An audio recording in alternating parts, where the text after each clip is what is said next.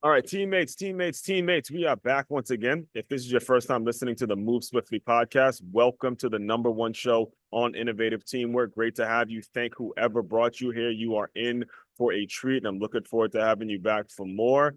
To my regular listeners, we are in for yet another treat because we have another self-development junkie, we have another fitness junkie, and we have another a incredible admirer of Malcolm X and so many things that he has done, so many things that he's about.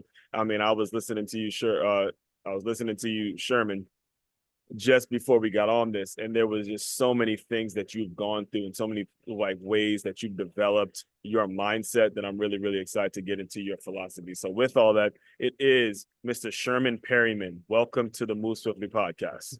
Man, thank you for having me on the Move Swiftly podcast, man. I really appreciate you and I appreciate being here. Yeah, so let's get it started, man, because you described, and I was listening to, I believe it's 365. I know she's the one that interview like 365 Oh, black. everyday brothers. Yeah, Something. something like that. I'm Yeah. going to get the name wrong and mispronounce it, but you were talking about how you became a very ferocious self-development reader.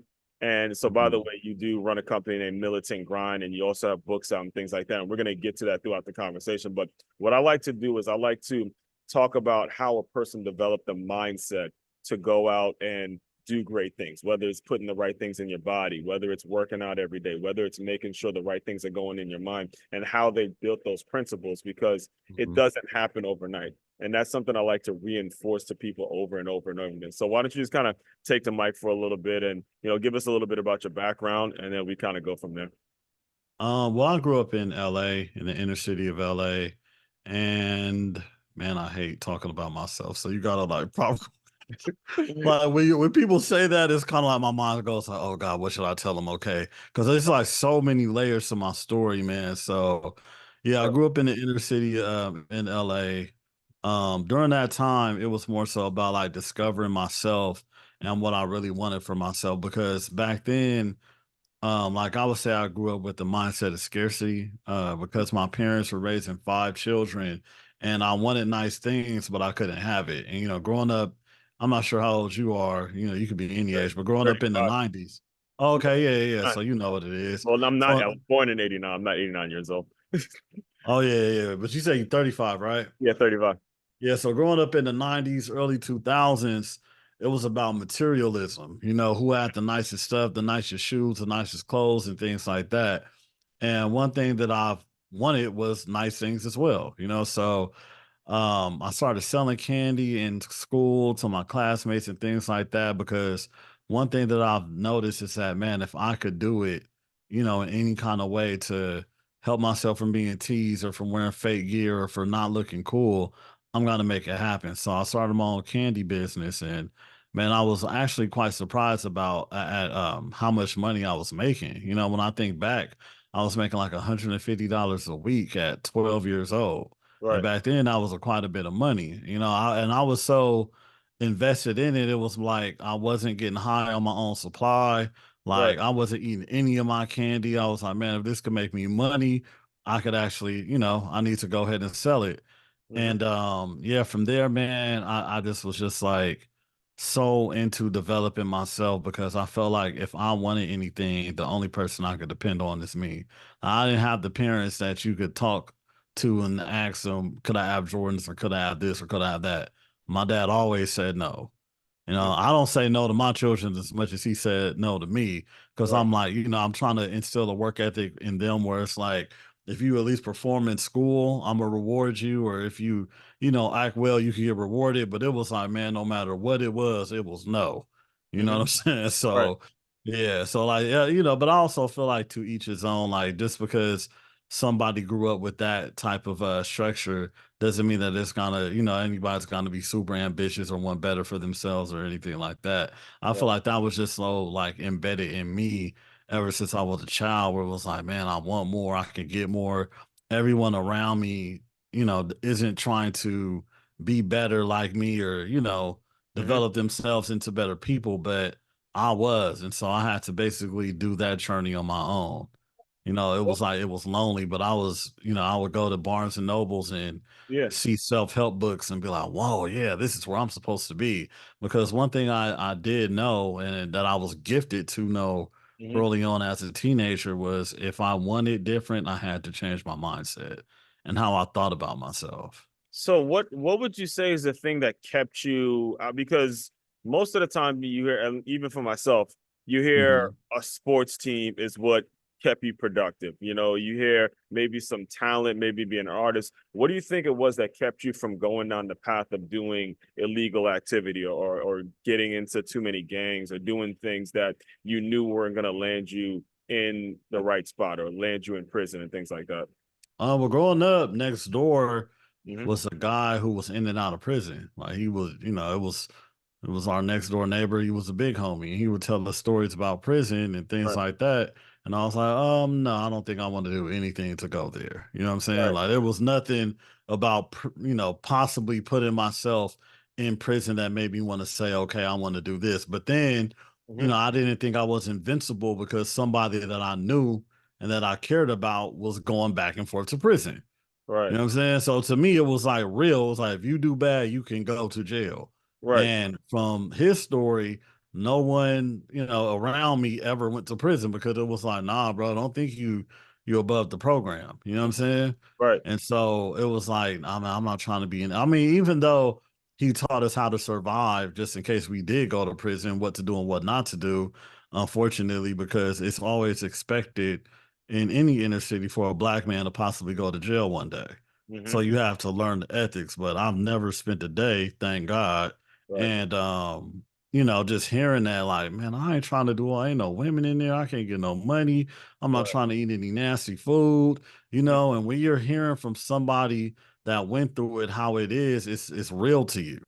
Yeah. You know what I'm saying? So that was one thing, but then also my family being affiliated with the Nation of Islam provided me a sense of knowledge of self that made me not even want to entertain any of that. Right. So Yeah. there's a couple of things that I want to make sure I re-emphasize for you listeners as we're going about this. How important it is to tell your story, whether it's a pretty story or whether it's a really, really fucked up story. When it comes to these people that spoke to you about their time in prison, essentially you could look at them as folks that kind of saved your life and built principles because they put it in your head. I don't want to Yeah. do that. Even though you just said it, it was so easy for you to go down that road. You're saying, look, I'm going to Barnes and Noble and getting my head right. I'm going somewhere in which I know I'm going to be doing something productive. And what gets me, what's actually even more impressive, and I didn't even know this about you, is that you were serious about your candy selling business. And Yeah. when it comes to the work you're doing now with Militant Grind, with your merch, I'm sure you take that same philosophy that you had at 12 years old. It's just now it's your product, it's your stuff, and you can apply Yeah. the same principles. And it's very, very important. Again, I want to make sure I'm clear on the record saying this. Tell your story as often as you possibly can because the young people are listening and you can be saving lives simply by keeping it as graphic as possible, keeping it as raw as possible, and keeping it to the point where you can, if you have to scare a child because the statistics that he's talking about when it comes to us young black men who are in the inner city who end up in prison, they're staggering. And it's not Yeah. just South Central LA. It's everywhere. I lived north, I lived south now. It's everywhere. And somebody got to stop it. Somebody and reading books. And because you're a big Malcolm, I know you're a huge admirer of Malcolm X, but it was Mhm. in I'm gonna say the autobiography of Malcolm X with Alex Walker. He No, talked Alex about Haley. Alex Haley. Yeah, I'm tripping. Yeah. Who was Alex Walker? Anyway, but I remember, yeah, I remember reading that book, and it was when Malcolm X or when Alex Haley was describing Malcolm X's time in prison when he was Mhm. talking about how a man's life changes from just one book. And let me tell you, it was like the words were jumping out at me because I was going through some stuff and I didn't even actually become a reader until after I was through with school. So, with that, when it came time for you to start making that transition into adulthood, you're 12 years old, you're doing your thing, you're kind of developing. Mhm. When you get to 18 and it's time to kind of start to transition into some real adult decisions, how did that transition go for you? Man, it was pretty cool. I read Malcolm X at 16 while I was going to Crenshaw High School, right? And I was just addicted to it, man. Like I would finish my work early, bring out my book and start reading, because it was just so impactful for what I had to deal with growing up in the world, back in those times, man, because we did have to suffer from racism, we did have to suffer from injustice, and also dealing with our own people, and like the rap group Public Enemy, like we really are public enemies in society, Hmm. and that fucks with you. I'm not sure if you could curse, but Yeah, yeah, absolutely. You can. It's yeah, fine. I that think I actually fucks dropped one with earlier. you. You know what I'm saying? Like horribly. And I feel like, I was talking to one of my childhood friends today. He just got his doctorate. We grew up on the corner around the corner from each other, and we were just talking about how hectic it was, growing up in the city. But then it was like it became a norm. You know what I'm saying? Wow. But the way I shift the perspective from it being a norm, because he has two sons, I have two sons, right? And it's just like this. Can you imagine your two sons having to deal with the stuff that we've dealt with, or having the friends that we've had growing up? You know what Hmm. I'm saying? Like being buddies with somebody, you friends, blah, blah, blah, cool. Next thing you know, that friend murdered somebody. And when they were like 15, 16 years old, and they're serving juvenile life. But Hmm. y'all were friends though, close. Now Right. it's like, can you imagine your son having a friend that possibly committed murder as a teenager? And he's like, hell no. Oh God. Right. And yeah, Right. this is the stuff that we've had to deal with that we thought Right. was normal, but it Right. really isn't. You know what Hmm. I'm saying? And Right. so, back then it was just like a constant fight, bro. Like I was, I dealt with a lot of mental abuse from my household, negativity. You know what Hmm. I'm saying? It was just like, damn, who do I run to? Where do I go? Like I have to get out. And that's when I moved to Atlanta. Thank God. That was probably the best thing I've ever did for And this myself. I was was when you were 19. 18, 19. So when I 19? was Okay. 19, it was just like, after some guys pulled up on our block, drew down on us, asked us where we was from. I'm talking about in the minivan, Oh my God. slid the door open, boom, drew down, boom. Hmm. And we could have died that day because Right. that same gang that pulled up on my block actually killed people, you know what I'm saying, in the Right. neighborhood. So that was divine intervention for sure. But it was just like, man, I'm tired of this, bro. It's like it's too much going on. I want better for myself. And that's when I was like, one of my friends was going to Morehouse at the time. And I was like, man, maybe we could be roommates and I could just live in Atlanta. And the rent was pretty cheap. It was like $750 a month for a townhouse. Hmm. It was in the hood, but that was lovely back then. Right. But yeah, man, that's when I did it because I just I was like, I have to get out of here somehow, some way. And we came up with the idea. Our parents were with it. And I moved out there, went to a junior college, and then I ended up going to Morehouse. But then one thing that I feel like that really helped me during that journey was me having a lot of time for myself.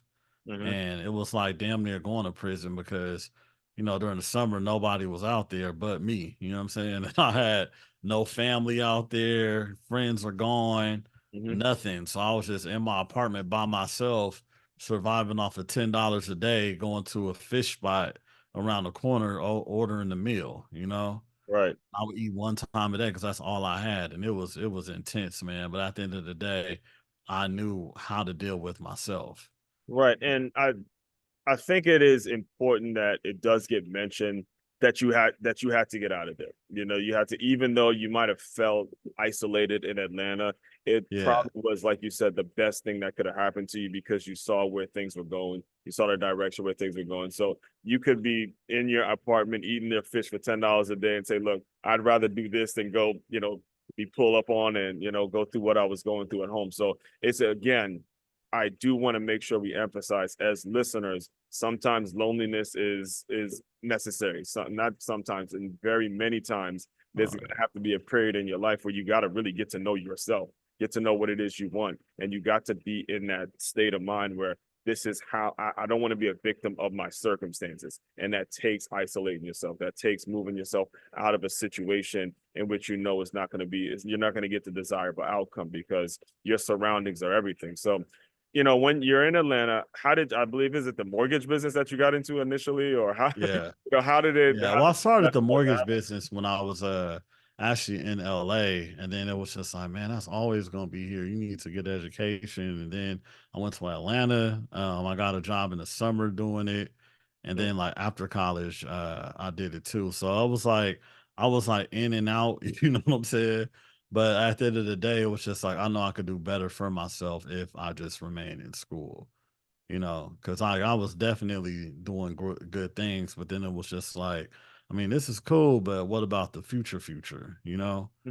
But then also want to reflect on what you said, like, Yeah, go ahead. like me actually choosing to be in isolation because I have a theory that is more than likely true, but if I chose not to go to Atlanta, I probably would be dead right now. Like it Oh, was three of us, two of us ended up moving to Atlanta. One guy stayed in LA and we were all friends. And the one guy that stayed in LA is now paralyzed from the neck down, oh my God. from getting shot in the neighborhood that I grew up in, which is very unfortunate. But I often think like, man, what if he would have moved to Atlanta with us? More than likely he wouldn't be in that position. He's still alive, and he actually got shot in 2007. So it's been years, but it was just like, damn, you know what I'm saying? Right. But it's like that's how real it is. And like you said, we got to start sharing our stories and, keeping it real. You know what I mean? But it's just like, wow, man. You know what I'm saying? Like when you think about it, It is. because when I visited LA during the summertime, and it was like, my mom was like, okay, why are you leaving so early? I was like, I don't know, I just got to leave. And then Hmm. a couple days later, I got the call that he got shot and he's on life support. And it like messed me up, man, where I was crying so much at work where I had to go home. Hmm. It was bad because I was he's still my close friend. We still text and stuff like that, and I still hear from him. But it's just like it's just we thought his life was gonna be over, but he Right. survived. But it's still not the same. You know what I'm saying? Man, I resonate quite a bit just because I mean, is there, and then I guess I'll ask you, is there a survivor's remorse with you? Like, because you could have been that guy, like you just said, but there Yeah, was something pulling you out. And yeah, sometimes there could be situations where maybe you feel like what are you doing right? What do how do you mentally process that? Because I could only imagine how especially when you're looking at your boys and you're doing well and your business is thriving and you made it. Well, I hate the term made it, but you're one of those people where from the outside looking in, they'll look at you and, oh, he's the one that made it or something like that. How are yeah. you able to process all the things that you could have been through and still like look at your boys in the eye and be a great father, be a great businessman, and manage all that? Because it's a lot of heavy shit. I mean, man, at the end of the day, I will say it still hurts, Mm-hmm. just due to the fact that other people could say, oh, yeah, this is my friend. I grew up with them, blah, blah, blah. But when you come, I feel like the hardest part for us is that we have to cut off so many people that we were close to, that we love, that we shared food with and stuff like that, that spent the night over our house. Mm-hmm. You know what I'm saying? Because of the decisions that they ended up making and you making the decision to want better for yourself and for your life, like Yeah.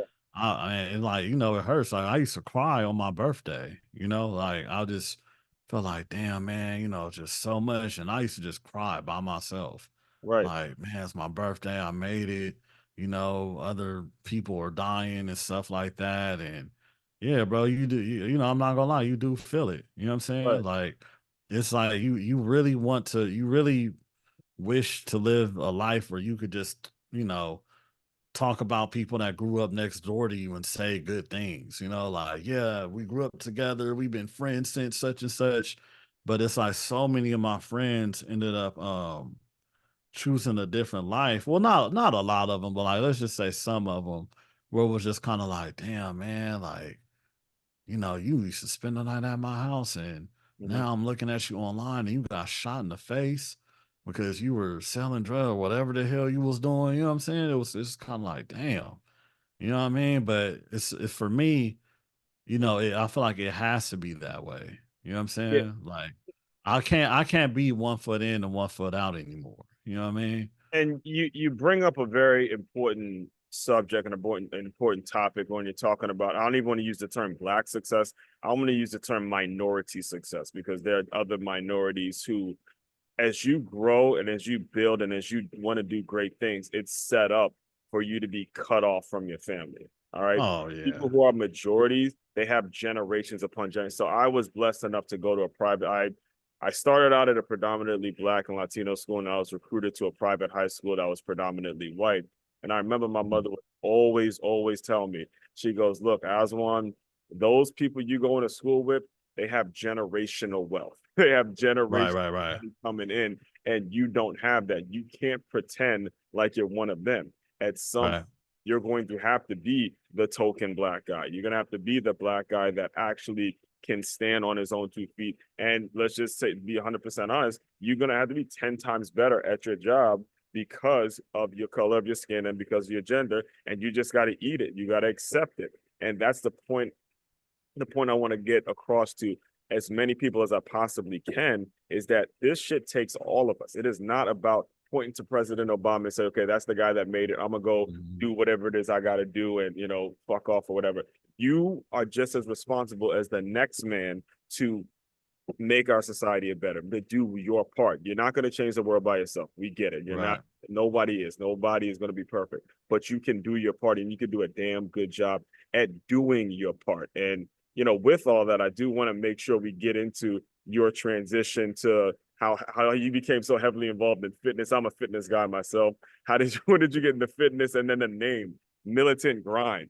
That name hits a the name Militant Grind. So say what you guys say, but make sure let's make sure we get that in a little bit because I'm curious Yeah. about how the story of you gotten into fitness, and I heard you talk about earlier about how you don't mess around with your meals, you put the right shit in your body, organic, all Yeah. that stuff. So the floor is yours, man. Yeah, honestly, that was like in high school, I would say. Right. Like I always wanted to be strong, but then Mhm. growing up in the city around gang banging and stuff like that, you Mhm. want to have some size on you because you might have to fight. You know what I Right. mean? And so and so that was one. And also had weight training in the ninth grade, 10th grade. And I was Mhm. just always fascinated about just being strong. You know what I'm Right. saying? Right. And grow up like, being a 90s kid again, you look at wrestling, you look at Arnold Schwarzenegger, Yeah. our action heroes were big dudes, you know what I'm saying? And like, well, it was like you wanted to be masculine, you wanted to be strong. And so I was influenced by that. And I actually wrote that in my book when it Mhm. came to strength. It was like, man, looking at Arnold, looking at, Sylvester Stallone, all of these different wrestlers, all these guys, it was cool to be strong back then. Mhm.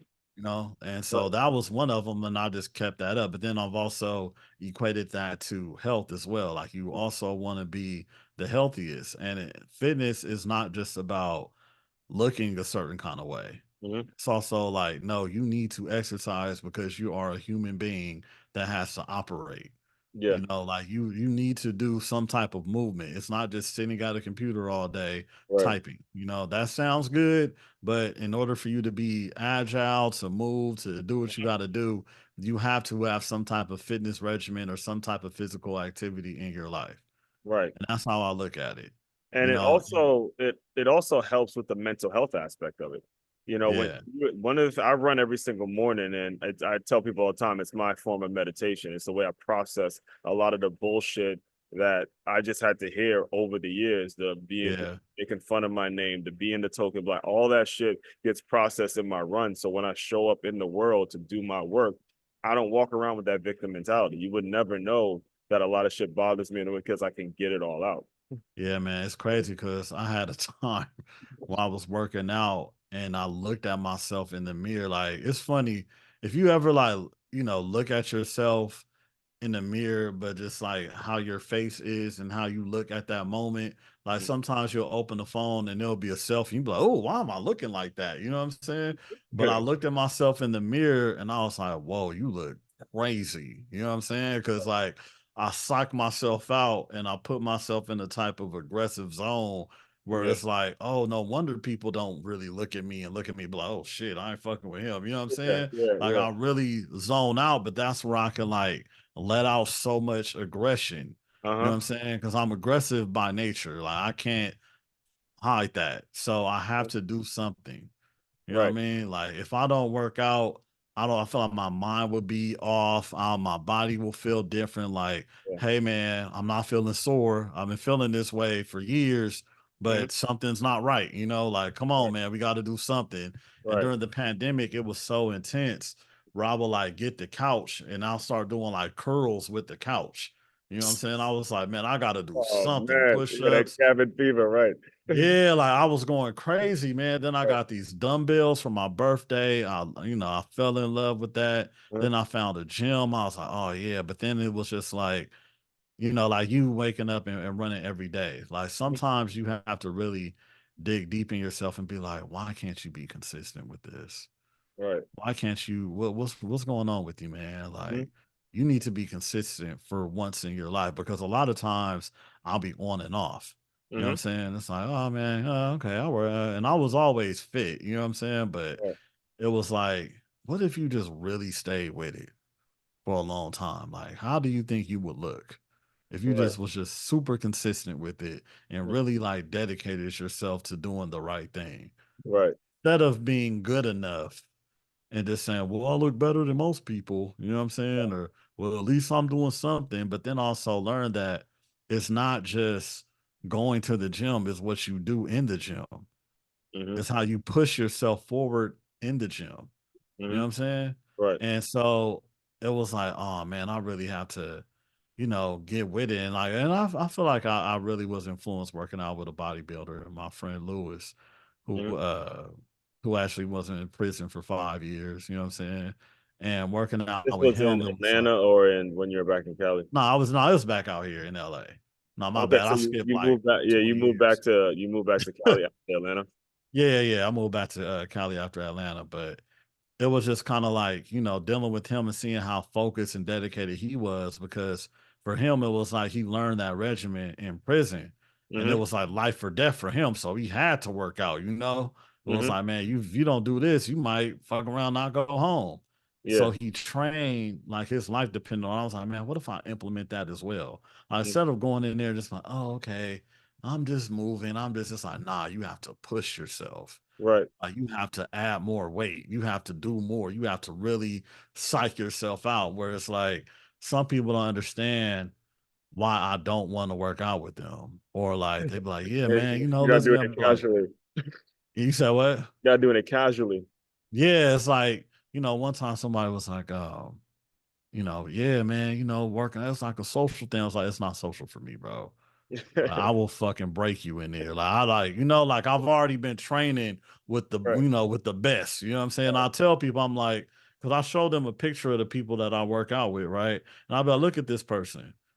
How serious do you think they have to be? You know what I'm saying? And if I'm working out with them, I'm gonna at least get close to it or just like it. You know what I mean? So yeah, man, You it's ever get like, to a point where you're like competing in like triathlons or like 5Ks, yeah. anything like that? I did the Spartan race before. I didn't Did compete, the but I Spartan do race? All right. Spartan races. Yeah, I did that. And that was just like something I had to do to really like get my mind mentally tough. You know what I'm saying? Cause it's like you're doing I hate like David Goggins says, like he Yeah, hates running. Like I absolutely hate running. Hate it. really. But I will still do the Spartan race. You know what I mean? I don't care if I'm one of the last people, whatever, I'm still doing it you Yeah, know. And I see people in there, they run past me. right. Excuse me, you know what I'm saying? Like they take You're it not super stopping, serious. but you're not stopping. Yeah, but I'm not stopping. Like if I gotta walk, if Right. I gotta do whatever, it's like, okay, I'm challenging myself. Like this is not my fucking thing. You know what I'm saying? Yeah, yeah. Like if y'all want to hit the like say when it comes to like say we have this one course, right? Hmm. Where we have to pull the rope and pull this Yeah. bag up the rope, right? No, Mhm. how can I explain it? So there's a rope, and on the other side, there's a bag. There's a bag tied to the rope. You Hmm. have to pull the rope and pull the bag up, I right? know. Yeah, I know what you're talking about. Yeah. So there were Yeah, guys. I didn't do it, but I was a spectator at this mud girl run, and they did that. The sleds, and they pulled it. I know what you're talking about. Yeah, yeah. So basically, there was guys here struggling, some Mhm. using their body weight like this, pulling it up. Me, I get there, boom, boom, boom, boom, done. And the guy that's like, on the mic, he's looking like, what the hell? Mhm. Like, but that was my thing. You know what I'm saying? I was That like, was your thing. So you yeah, right. that was my thing. So I knocked that out. I got the sandbags on my back. Hmm. I was doing that. And one of the guys I was helping host the event, he was like, he commented on my post on Facebook and was like, yeah, bro, I seen you. Like, you really did that. Hmm. Because people give up, people drop the bags, people do this. But I was like, but then it has you think like, man, just because you lack strength in certain areas, like me running, doesn't mean that you don't have value in other things. You know what I'm Yeah. saying? Yeah. Because it's like they can run past me, but when it came to picking up that weight, now okay, cool, that's my thing. I could do that. I could run with things on my back and pull weight and things like that. So, and that's just ways where you have to like really challenge your mind and put yourself in positions to like, just to prove to yourself that you could do something that you don't necessarily want to do. Yeah, I didn't actually become a runner until after I was through playing football because I Mhm. needed a lot of everything. I needed to be around teams. I needed to compete. I needed to be in 5Ks, 10Ks. I'm training Yeah. full marathon now. Like I needed to be in that where I'm pushing myself because when I put my books out, when I put my intellectual property or when I started my business, I have to match my actions have got to match my words. Okay, Right. will not sell shit if you're not actually doing the stuff that you put in your books or that you put into your intellectual property. People will smell it on you. They'll smell you're phony, and you will do more harm than good to whatever it is you're trying to do. You got to live it if you plan on selling it, and that's what kind of leads me into the next thing I want to talk to you about is where along this spectrum did militant? It's militant grind, Yeah, I correct? got you. Yeah, Yeah, yeah. that So where did that happen in the books and all the stuff you're doing now? So basically, I started the Spartan races. Mm. I think my first one was 2018, and just being a fan of all of this stuff, and I was like, I want to create a personal brand because I've always been outspoken on Facebook, giving Yeah. advice and things like that. But then it was just like I want to create a brand that more so resonates with me. You know what I'm saying? And when you really think about it, somebody that grew up in the inner city who read Malcolm X, who Hmm. families was heavily influenced by the Nation of Islam. That works out. That does all of these things. This is perfect leading up to it, right? Right. Coming up with the name is like, man, what really resonates with me at my core? And that's when militant grind came up because it's like I grew up militant, but then I'm also grinding, as a businessman or whatever. So Right. it's like, militant grind. And I feel like you could apply that to so many areas and avenues in your life. You Hmm. know what I'm saying? Like, and when I was on social media too much, my boy hit me. He was like, "Hey, Sherm, get off social media and get on your militant grind." You know what I'm saying? And I was like, "Damn, you know what? You're right." Huh. You know what I mean? He told But you I, to get off social media?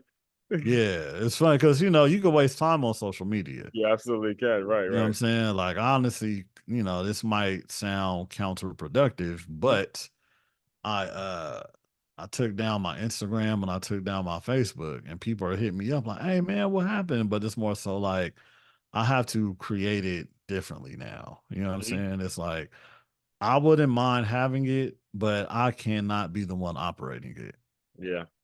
You know what I'm saying? Like I just want to produce and then y'all could push it. You Yeah. could log, I don't want to log on. I don't want to see any of that stuff that's on there. Yeah, You know what I'm saying? that's what I'm actually working towards myself. I had a previous guest on who, and he serves the name of his brand is called Sharpening the Spare Coaching. So it's kind of a similar concept.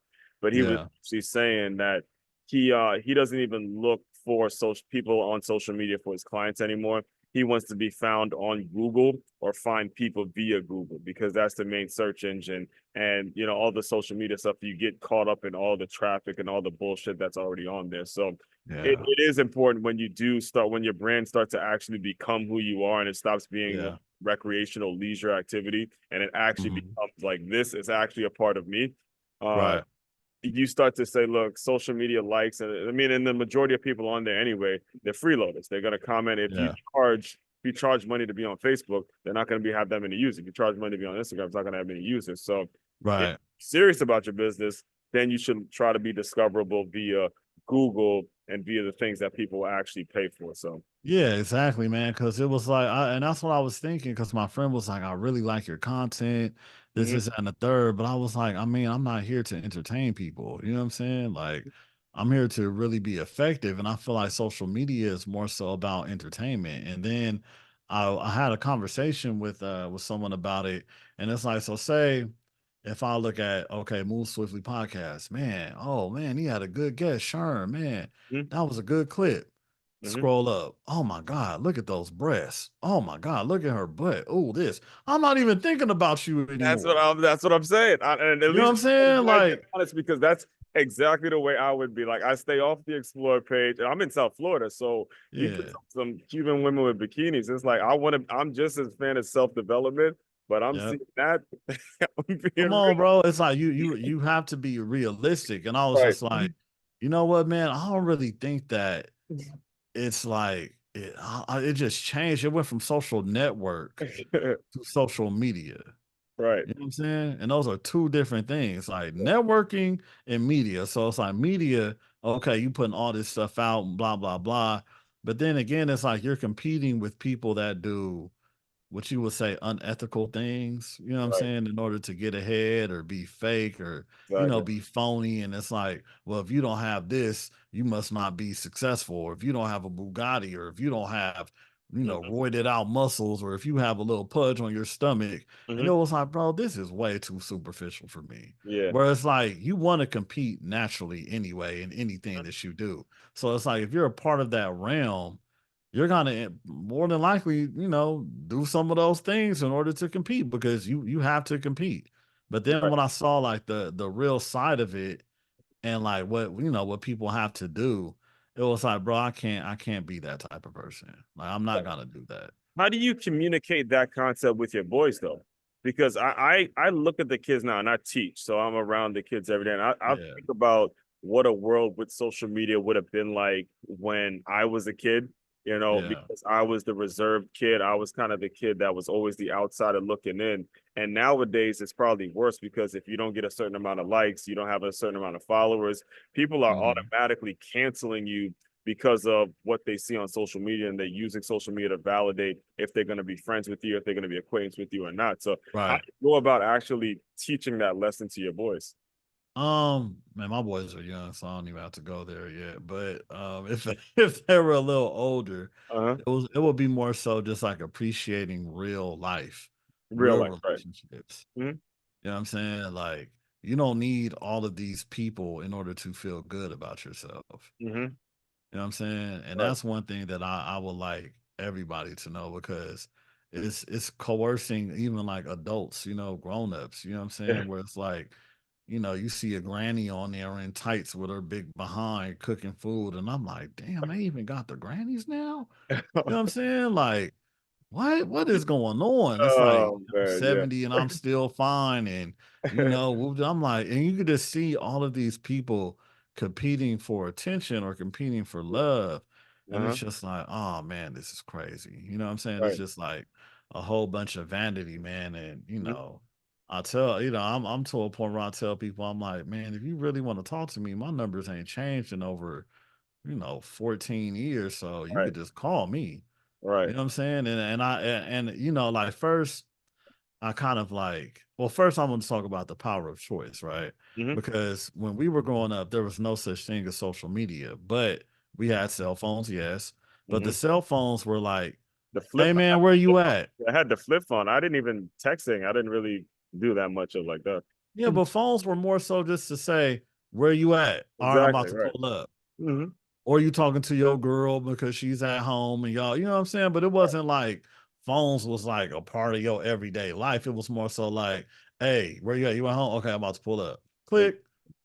You know what I'm saying? And I was. was just like, man, I missed the way that you. And then I thought about it. I was like, I mean, you have a choice not to deal with social media Mm-hmm. in a way. Like you could distance yourself. You know what I'm saying? Like you could really make your life in that kind of way. Like nobody is stopping you from doing that. Mm-hmm. So now it's like, I'm off social media for a few weeks, and the people that have contacted me, I was just like, wow, they really checking on me. Like, hey, Sherman, I see you on, bro. What's up?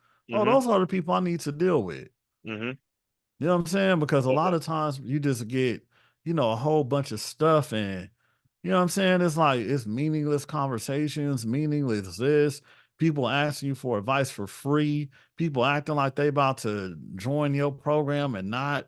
It's like, man, I don't have time for this stuff, bro. Like this is Get serious for me. frustrating. Yeah, it can get frustrating. So but it is. I will say that it is. It's necessary to at least acknowledge it, so Yeah. you understand, like you said, the psychographics of some people, like the people that actually like your stuff. Like, let's say I mean, I'd be lucky when I post. I'd be lucky to get maybe a like on some of my posts, but the few likes that I do get, I'm like, oh yeah, I used to train her. Oh yeah, that was someone that I knew, and I know exactly why she's liking this specific thing. And that helped me develop and figure out who my ideal client is or my ideal customer is. So with that, I want Yeah. to kind of give you an opportunity to talk a little bit about who would be an ideal customer for you or an ideal client, people that you would want to work with to help build your brand.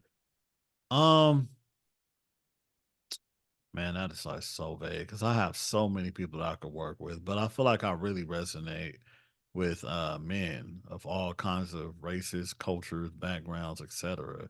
Mm-hmm. Some it's crazy because I wouldn't even think that I would be dealing with conservative white men, Hmm. but they love me. You know what I mean? But it's like, but I feel like You'd it's be surprised. really, Yeah, you'd yeah, be you surprised. really They would want be surprised, real bro. conversation. Right, right. They want real Yeah, like I individuals. have a family. I'm doing what I got to do. I have strong beliefs, strong morals, strong ethics. You Mm-hmm. know what I'm saying? And that really isn't something that's as divisive. Like anyone could have that, and you could relate to the majority of people. But I feel like the little knickknacks that separate us aren't even really that serious. Right. I had a conversation with a gay man who was like, he said he has 2 kids and he didn't have sex with a woman. Like that's how gay he is. You know what Mm-hmm. I'm saying? He was, I'm gay, this. And I told him, I was like, I mean, to be real, I just don't like when it comes to this whole LGBTQ movement, I'm like, I just don't understand why people will put their sexuality at the forefront of their being. You Mm-hmm. know what I'm saying? No, I told him that. I'm like, I mean, you could be gay. That's just a sexual preference. But you might like apple pies and I like apple pies. Or you Mm-hmm. might like these type of cars and I like these type of cars. Like Right. there's more to you than your sexuality. There's more to you than your race. There's more to you than these, identifiers that we try to hold on to. Mm-hmm. I'm saying? And so it's just kind of like, I'm like, man, honestly, you could resonate with anybody and everybody from all walks of life as long as you remain authentic and true to you. You have no idea. You Right. know what I'm saying? Like there's some people that I'll be like, man, but hey, they like mindset stuff. They like this, they like that. And I Mm-hmm. feel like when it comes to my ideal client, I mean, the first thing I thought is like young black men, but then it was just like, nah, man, I don't have to limit myself to that. I also have Right. white men. I did a podcast with a 50-year-old white man that hosted it that, from Oregon, by the way, Mm-hmm. that hosted my podcast and we had a deep conversation. But you would think like, what is this young black dude from the inner city talking to a 50-year-old white man from Oregon? You know what I'm saying? Right. You know what I mean? So that's why when it comes to that, I'm kind of like, damn, I really don't know. You know what I mean? It's like Well, whoever what would resonates with me, yeah, the thing, but resonates with me. I might help you out with this question. What would be Yeah. the journey that you take them on? Do they come into your world, they buy a book, and then is there a program that you have? Are there offerings? Is there a coaching program that you put people through? How do they if someone's listening now and they're like, man, I like what this guy's saying, what's kind of the process in order to work with you?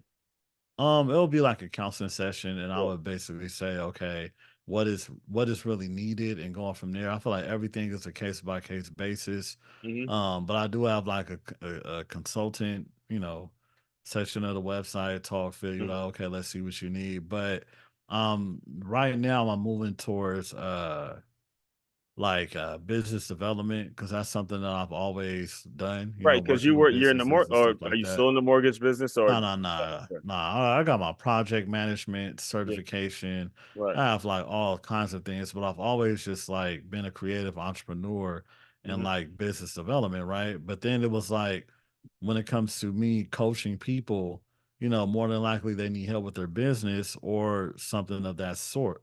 Hmm. So it's like I'm creating a program where I'm actually like helping business owners, but giving them tangible things that they could actually use for their business, like a CRM system, business Yeah. credit, Right. business trade lines. You know what I'm Right. saying? You Like, know, learning how to operate business really in order to be profitable, getting business loans, things of that sort, things that I've like helped people with in general anyway. You know what I'm right. saying? But I kind of like what was kind of gave me a bad taste in my mouth when it came to the whole coaching industry period is that people just expect like all of this money just for advice or just for learning how to do that. And I'm just like, bro, I'm not paying you $10,000 for you to give me a PDF. You know what I'm saying? Like, what the hell? Are you crazy? Like, I hire a coach myself, and we have meetings every 2 weeks where we're having a conversation just like this, where you bring your questions, and that's to me that's real coaching. The coaching offers, and there's been a ton of people that have come on this very show that have mhm, talked about how they've been burnt by exactly what you just said in terms of yeah, they paid their $5,000, they got some PDF, they got some sugar rush speech or some module, and they were very regretful in the fact that, I mean, they were regretful at what they paid for, but they were happy that they were willing to spend the money on themselves, and that's yeah. actually an important aspect to it too. Yeah, and so it's like me being a customer of some of them, and Hmm. me being like, "What? Hold on, bro, what is going on?" Because you want to start, the coaching business, and the only way you're going to learn is Hmm. by seeing how the coaching business operates, right? And Exactly. so usually, like I have my own podcast, and there's a coach that refers people to the podcast platform that I use, right? And so after I asked them, I'm like, would you refer that coaching program to anybody else and your loved ones? They always said no. Oh man. You know what I'm saying? But then it's like, why are they cool with paying it, but then they'll say they won't refer it to anyone?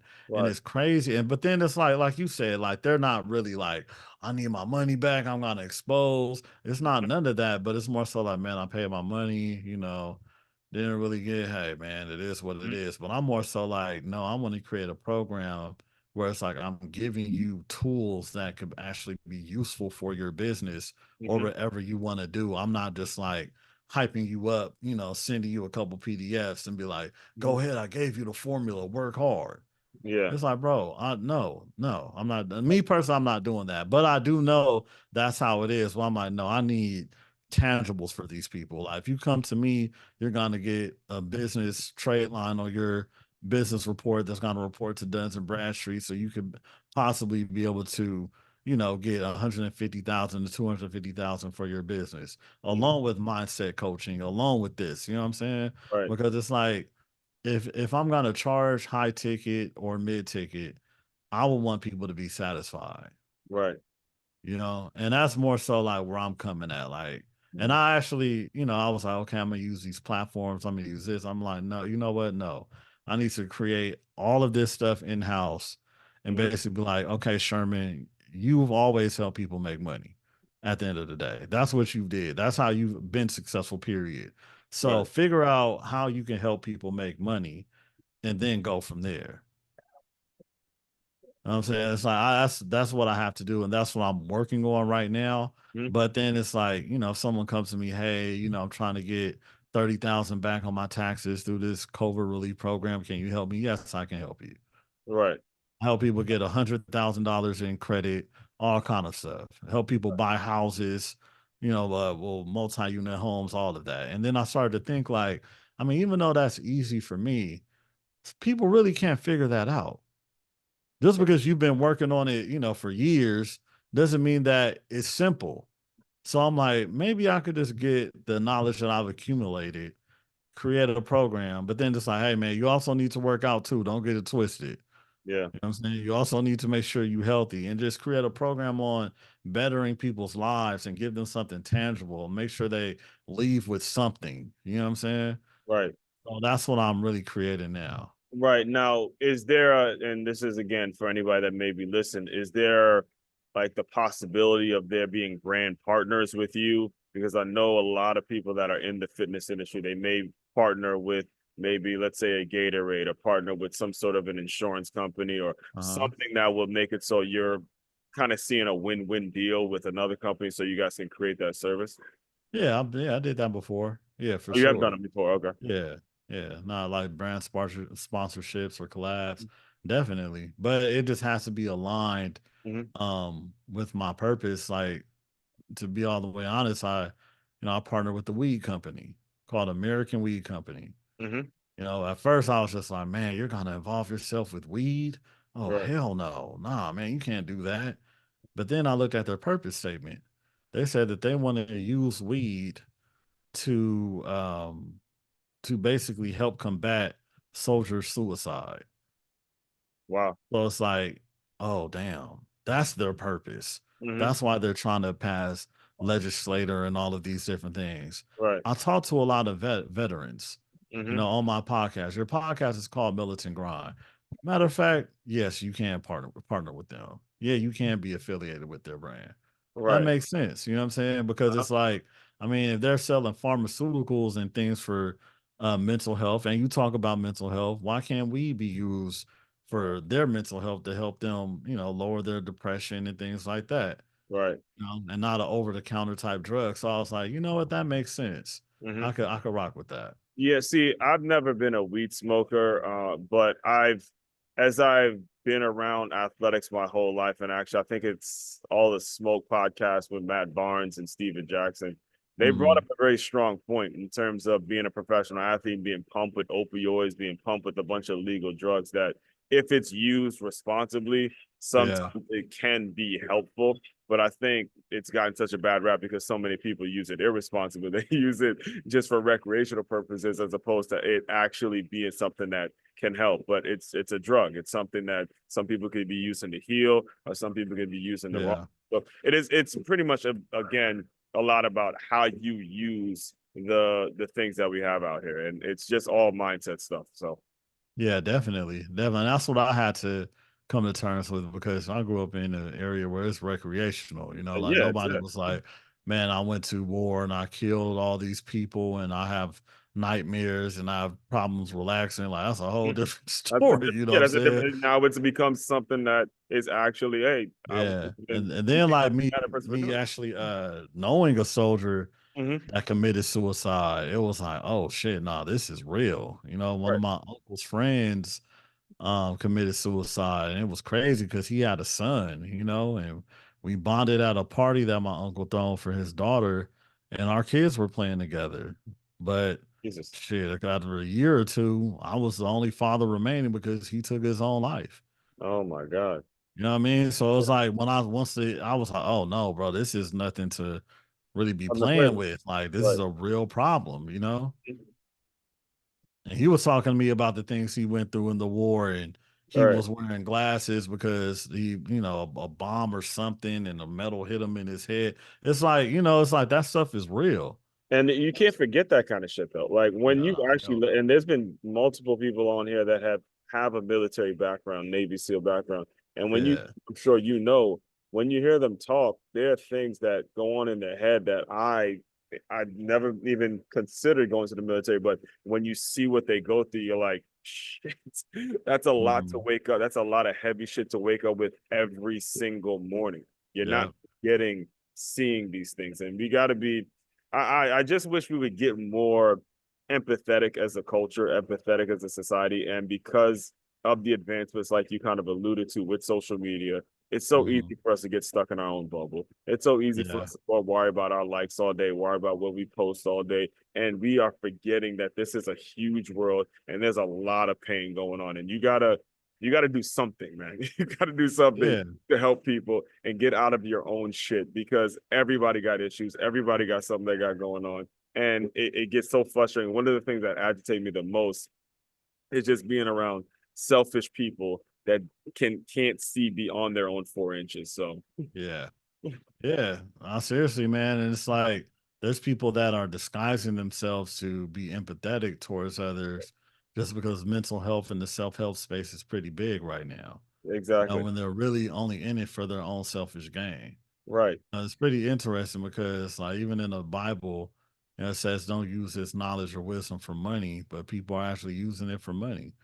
You know Mm-hmm. what I mean? Like, they're, it's like that's what it is. And sometimes when, when you have a high morale, it's kind of like, man, I don't want to take advantage of people. I actually want to, if somebody pays me money, I actually want them to feel like they got what they deserve. You know what I'm saying? Like, I've always been that type of person. Like, if you pay me, like, the thing is, I tell people, they be like, oh man, I want your help doing this.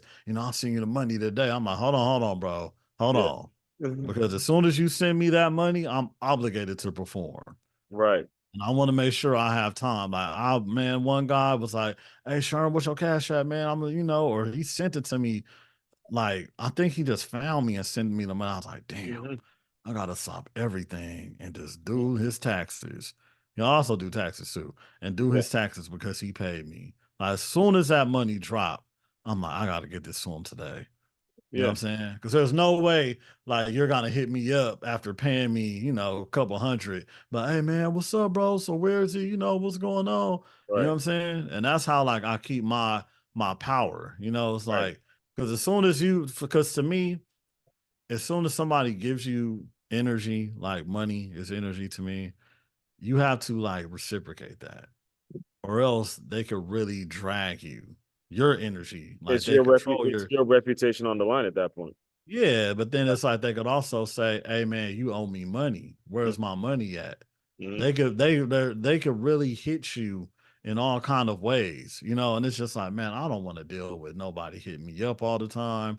I don't want to deal with people saying that I scammed them or trying to take me to court and Mm-hmm. all of this stuff. So whatever I do, I am going to perform, and I'm Yeah. gonna have a contract. You Yeah. know what I'm saying? And so Right. now, like with the internet, it's kind of like the wild, wild west. You get, hey man, so for my coaching program, I made 80,000 last month. You Mhm. can too. I'm gonna teach you how. And the only way that person is really making that money is by doing deceitful things to people like that. Right. And I caught a lot of people doing that to people. It's like, Right. you never really even learned how to make money. Mm-hmm. And you're telling this person they could do, but then that person where you're saying they could do what you do, they don't have the wherewithal to even like do that. They can't make videos the way you do. They don't look the way you do. They don't have the charisma like you do.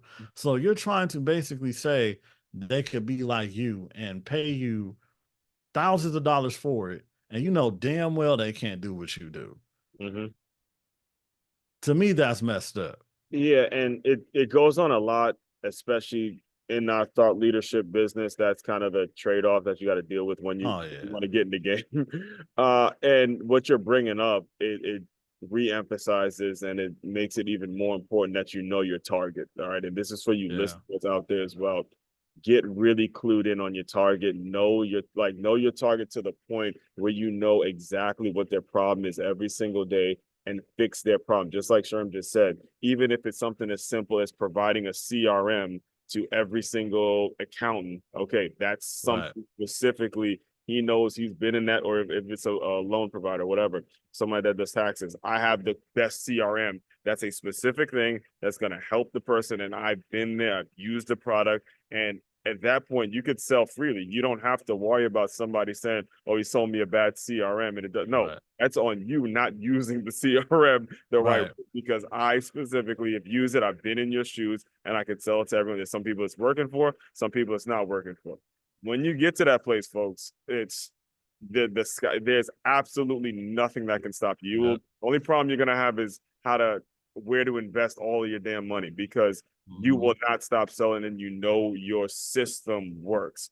That's really important. And that's actually what comes with a commitment to self-development. You're not going to hit the home run off the first try. Trust me, you're going Right. to be burned. They're going to be people, like you said, throw you whatever amount of money and they're just like, yo, Sherm, fix my shit. Right. You know what I'm saying? And if Right. you're a person of high character, you're gonna be like, hey, thanks for the bread, but I you are in debt, you're in this. I can't fix when you have cars repossessed, you have this. I can't just fix your credit. I'm not a miracle worker because you threw me $100 and all of a sudden you want your credit fixed. And Yeah, that's you why gotta that's make why I that didn't get in decision. the credit game, bro. Like I did my own credit, you know what I'm saying? But I'm not, hell no, I'm not getting into that, bro. To me, that's like a dirty game. Like, Yeah, because as soon as somebody pays you and you say, oh yeah, we could get it off, whoop, whoop, whoop, and you do not get that stuff off, yeah, you know what I'm saying? You're gonna say, man, I'm gonna just keep trying. Cause I pay people for my personal and they haven't did uh-huh. nothing. Now I'm like, man, bro, I hope nothing happened to them people, but boy, oh boy, you know what I'm Yeah. saying? Like, cause It's the nothing ever reputation. happened. Yeah, Yeah, so yeah, it's like so that now, gets around.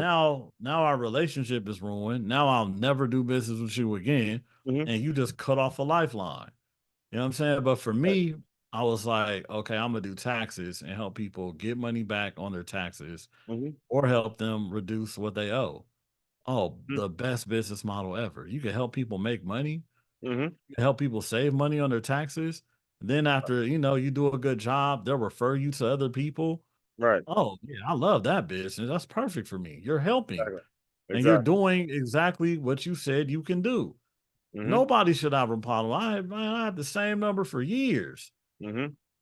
You know what I'm saying? Like, I'm not hard to find. So it's like those are the like you just want to do a business where you could be at peace and it's not just about Yeah. collecting money from people. And that's one thing I've learned. I was like, like say I'm not gonna say I did bad business with people, but I got into businesses and they failed and I didn't give people the right product or whatever. And I was Mhm. like, man, I'm just give you your money back. You know Right. what I'm saying? And we're cool till this day. Like they already know, like, Hmm. yeah, it didn't work out, but he gave me my money back. All right, we cool. Because I tried to get into the Indian hair selling game. And I Hmm. was like, somebody sent me some bad hair. And next thing my homegirl tried to support me, but I had to give them their money back. They was like, nah, this ain't gonna work for me, player. And I did. Yeah, and I'm glad you said that because that happens in entrepreneurship. And again, if you are actually going to be in the business, this Yeah. is giving you the game. Something like that is going to happen. You got to be ready for it to happen if you're really in the business. You've really built for the game because the game Yeah. and for everyone. If you're gonna be in it, you got to be willing to get burnt. And these kinds of things are going to happen. They're really just lessons. So, Oh yeah. You gotta expect to get burned, as a matter of fact. You know what I'm saying? Like, but then there's ways you could protect yourself from getting burnt, like doing hmm. thorough investigations. You know what I'm Hmm. saying? Like maybe pulling up, meeting the people, going to their office, Hmm. do a site visit. You know what I'm saying? Like that's what you got to do. Make sure they have a reputation. Do your research for Right. sure.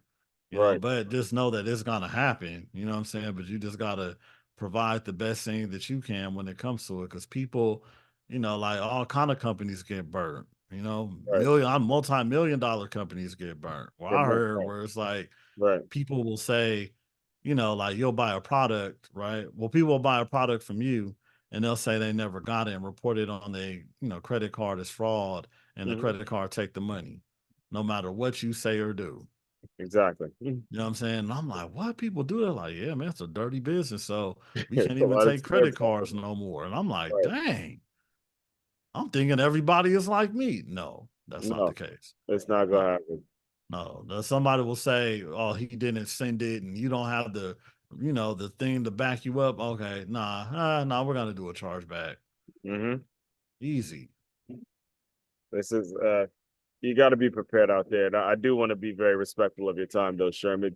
Can you kind of just talk to me about how they can get in touch with you? I know you mentioned a website and where they can go if they want to hear more about what you're doing and a podcast. You got a lot going on, so feel feel free to plug away. Yeah, militantgrind.com has Mhm. everything. You know what I'm saying? Like if you go on militantgrind.com, that's like a host of where you can find the podcast or YouTube or contact me. Mhm. Militant Grind Academy, the merch, you know what I'm saying, the book. I just came out with a journal called The Spiritual Grind. So that's actually on Amazon, and my book From Grit to Greatness, Harnessing the Five Pillars of the Militant Grind, it's on Amazon as well. So yeah, militantgrind.com has everything. And militant grind underscore on Instagram is still up. Oh, I don't that's have my okay. personal Instagrams up, but that one is still up. Okay, cool. Yeah, And because that's a business I'll purpose. include all of that in the show notes as well. And the way I close out all the shows, Sherm, is I want you to use your imagination a little bit. pretend that the young Sherm came in. You know, he's out there pushing his candy, he's doing his thing, but he's seeing his boys, he's seeing all of the things going on around him, and he's just hoping that he can find a way out. You know, he may be struggling, he may be just trying to figure it out. Pretend that that young 12-year-old boy came into the Zoom room, give him some words of encouragement, and we'll officially close. Wow. I had a lot of dark times since I was a kid. Shit. Let me think. Oh, because I know I'll for sure tell them to stay focused. Everything's gonna be okay. And the best person to rely on is yourself.